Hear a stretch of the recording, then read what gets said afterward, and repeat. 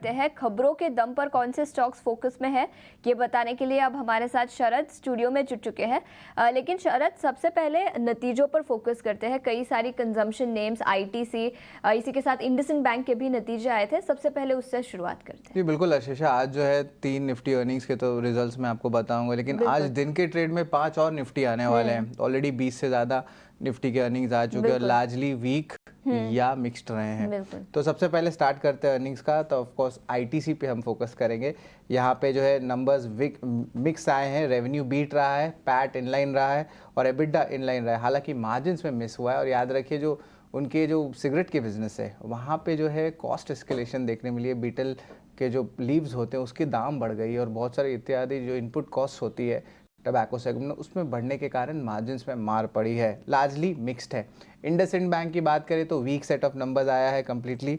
अब यहाँ पे पैट लगभग 40% गिर गया और इसका कारण है कि प्रोविजंस, उसमें जो है बड़ी प्रोविजंस कंपनी ने ली है। आपके जो एसेट क्वालिटी होती है उसमें भी जो आप कह सकते हैं डिटोरिएशन जीएनपी एनएनपीए दोनों के जरिए हुई है। और कंपनी ने कहा भी अपने कॉन कॉल में, जो एडवांसेस ग्रोथ है, जो उनका एक्सपेक्टेड ग्रोथ था 18 से लेकर 25% तब इस साल 25 में, वो अब कम हो जाएगा। एनटीपीसी की जो है वन ऑफ का इम्पैक्ट आया है, बट ओवरऑल उसको अगर एडजस्ट करें तो वो वीक सेट ऑफ नंबर्स देखने मिलेंगे।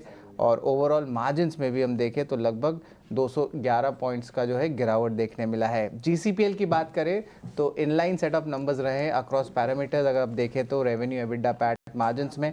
और भारत के जो बिजनेस सेल्स है उनके वॉल्यूम ग्रोथ लगभग 7% देखने मिली है ईयर ऑन ईयर बेसिस पे। डिक्सन टेक के शानदार नतीजे देखने मिले हैं। रेवेन्यू जो है 130% से ज़्यादा का ईयर ऑन ईयर बेसिस पे ग्रोथ देखने मिला है और एबिडा में भी जो है डबल हुई है।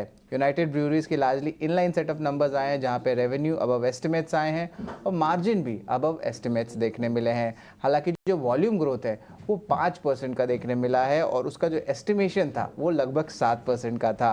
निप्पॉन लाइफ की बात करें तो शानदार नतीजे आए और हमने एएमसी में कंपनीज़ के भी देखे नतीजे इस क्वार्टर में बहुत स्ट्रॉन्ग देखने मिले हैं।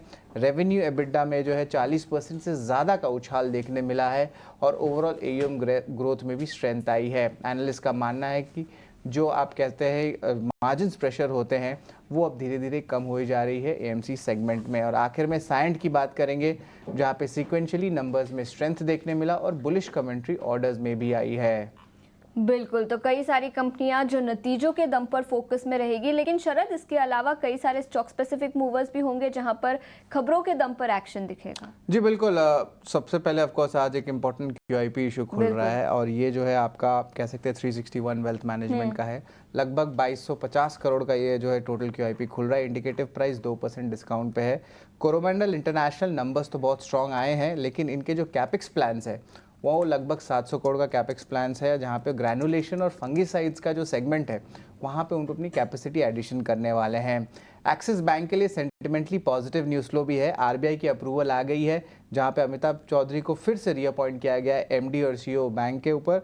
और जोमेटो हमारा आखिरी स्टॉक रहेगा। यहाँ पे जो है सेंटिमेंटल इम्पैक्ट देखने मिल सकता है, क्योंकि स्विगी ने जो है अपनी आईपीओ वैल्यूएशन को कम कर दिया है। अब वो रेंज बता रहे हैं 12.5 टू $13.5 बिलियन।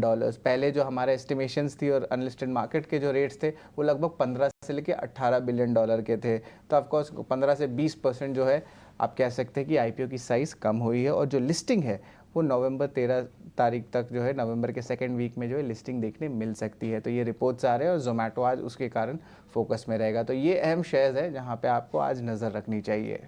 बिल्कुल, स्विगी के वैल्यूएशन में गिरावट दिखी है, जिसके चलते जोमेटो पर फोकस रहेगी। और इसी के साथ कई सारे स्टॉक्स 361 जहां पर क्यूआईपी अनाउंस हुआ है उस पर भी नजर रहेगी। शरद, शुक्रिया पूरी डिटेल्स के साथ हमारे साथ जुड़ने के लिए।